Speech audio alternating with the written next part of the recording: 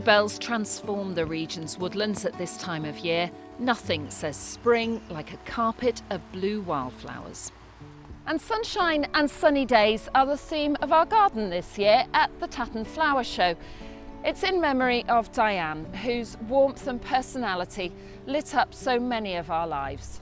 I think creating the Sunshine Garden in honour of Dianne is absolutely fantastic, because that's who she was on the telly, and also at home she was always bright and cheerful, and even when she had to deliver the worst weather bulletins and the most terrible weather, she still did it with a real smile on her face. Lee Burkhill is the man in charge of designing and building our special garden. I think it would be easy to go down the route of just memory, but I think it really needs to celebrate the enthusiasm and the life that's been and the life that's yet to come. So it's quite tricky, but I want to take the garden and sort of display this amazing energy within it, with the memory, but also what we can do with the future. Because we know that Dianne loved Tatton. Yes. I think she said she'd been there for all of its 20 years. So this is really going to mean a lot to a lot of people. Yeah, I think so. And hopefully it'll be a place where people will smile and they'll come and see it and think, oh, I'd love to sit in there and relax and just sort of take in all the energy of the garden.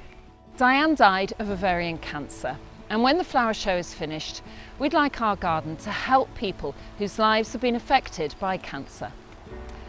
So if you're a charity or you know one, perhaps a hospice or a bereavement support centre, then we'd like you to enter our competition to win the garden and help keep the memory of Dianne alive for years to come.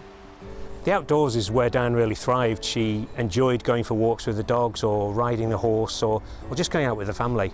So the Sunshine Garden itself is a fantastic tribute to her, because it will hopefully brighten up the lives of everybody, but especially those who might be suffering from cancer. You need to send an email to nwtgarden@bbc.co.uk telling us about your organisation and how our garden will benefit people affected by cancer.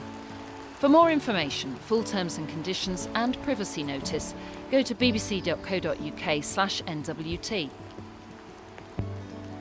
So we look forward to hearing from you, and thank you for helping to spread a little bit of sunshine across the Northwest.